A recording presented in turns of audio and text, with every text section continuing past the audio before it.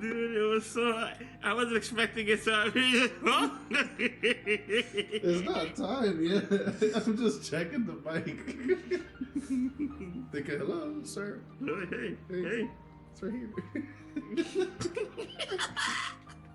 Hello, all my beautiful people out there on YouTube. It's your boy Adrian, but AKA Papa Thiek, as you know me, and I'm doing a different video here. As you can see, I'm not in front of a drum set.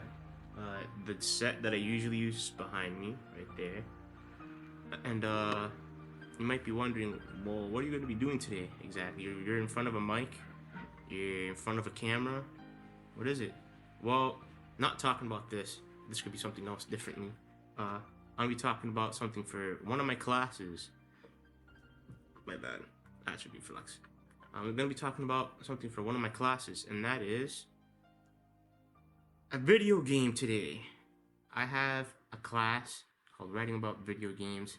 One of the best classes I've had. I love it.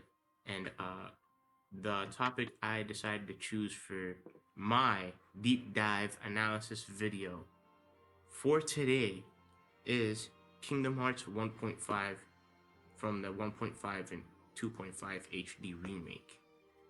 I'm not gonna lie, this is a different type of video. I'm not really used to sitting in front of a camera and a mic right here and just, talking to my viewers, but it's something different. I like it. I'm not gonna lie, I like it. And if you guys like this type of content, please let me know. Like, comment, and subscribe, please, and hit the post note so that you guys can keep track of any videos that I leave, and just keep track of just what I'm doing. With that said, though, I feel like I'm ready. I don't know if you guys are ready. You ready? Are you ready? The viewer out there, are you ready? Huh? Are you ready? I'm ready. So let's do this. Alright, so before we get any deeper with this video, I have to ask myself, as someone researching this, but also finds the enjoyment in the game, what is Kingdom Hearts?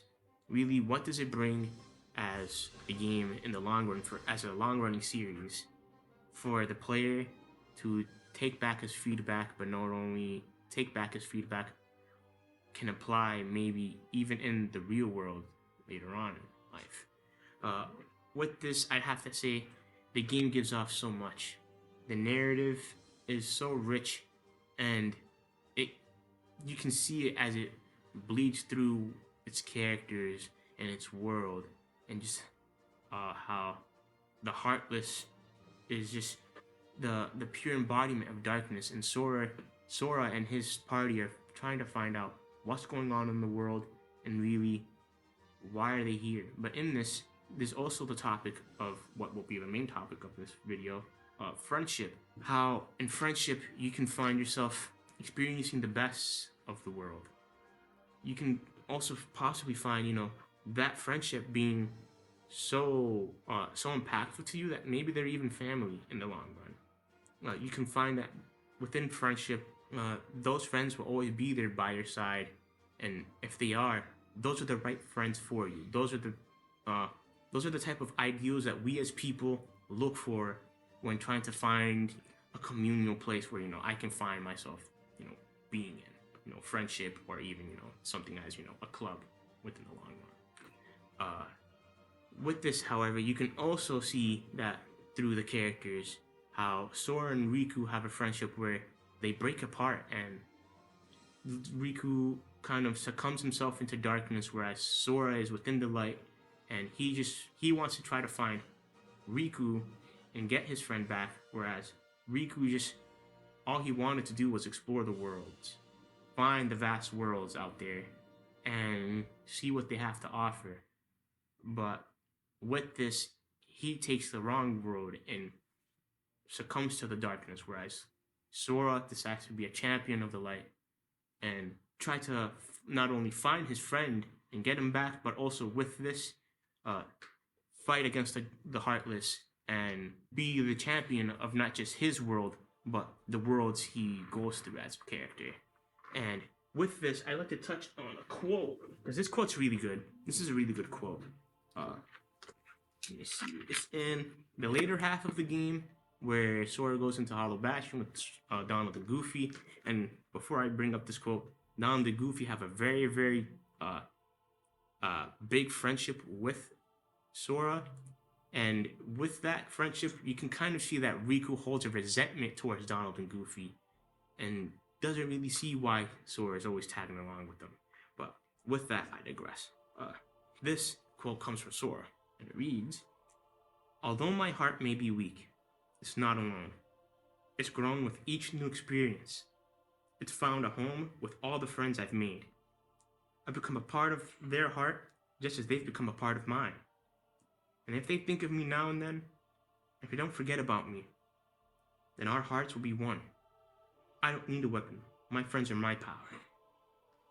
This quote, in particular from Sora, stands out so much because it shows as a character how he holds friendship, but how the friendship he has in turn is a greater power for him to keep wanting to strive to be a better person, but also to want to get through his trials and finally, succeed in where he, the problems he's facing, whether it's taking out Heartless, or whether it's even fighting his own friend and getting him back, or whether it's even something as simple as, just calming himself and realizing, I gotta smile, I gotta relax. How Donald and Goofy remind him that, oh, you can't be always sad, you can't be depressed, you have to be happy, smile, and, he forces a smile.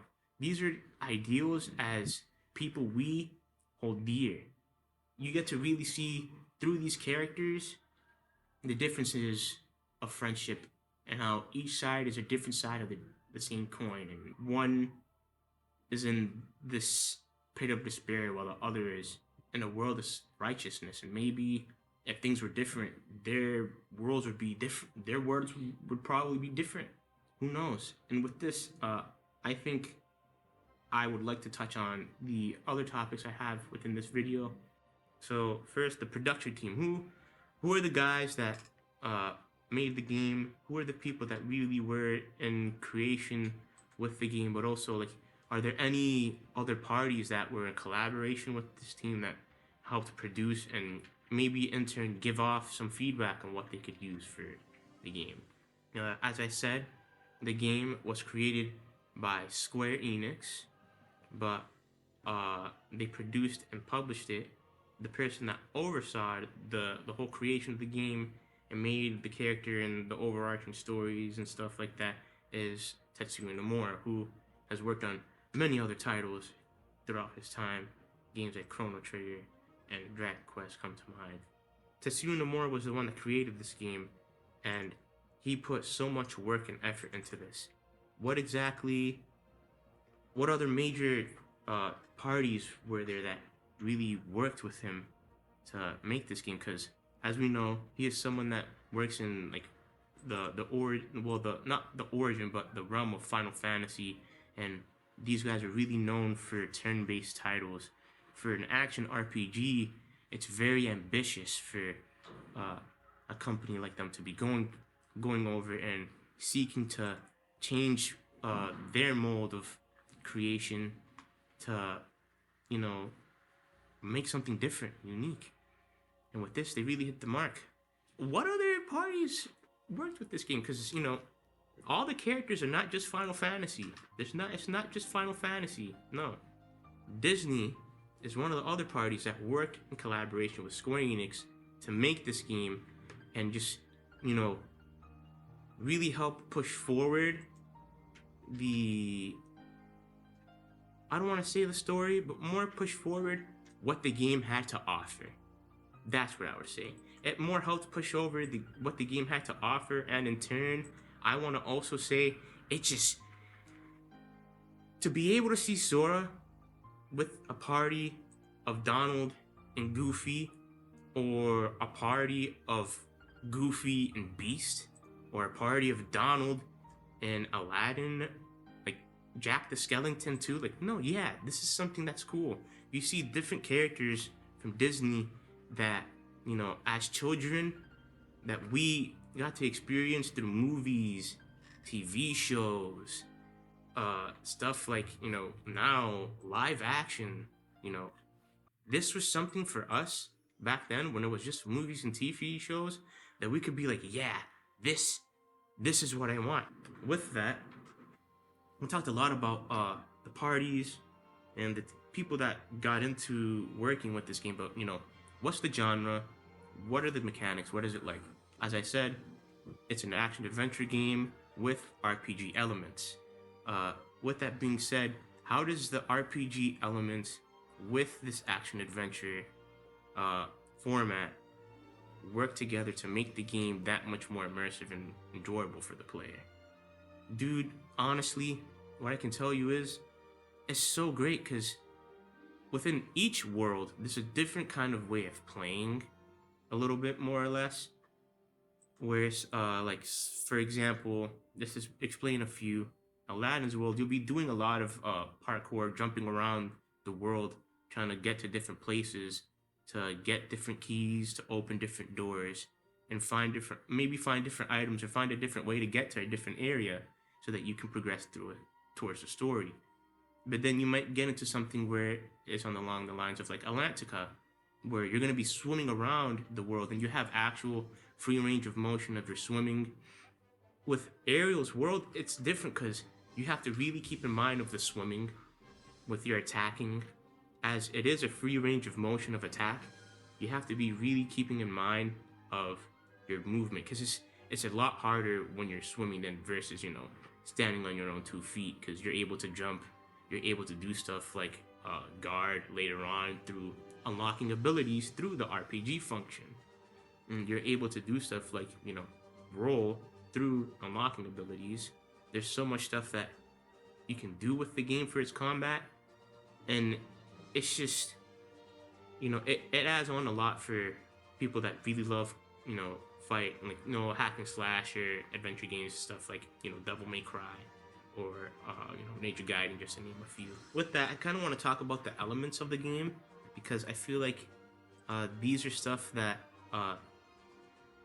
really give you that much more, like it gives you more of a punch for the combat, and it gives you it just gives so much feedback for the player for combat, and it just makes it that much more better.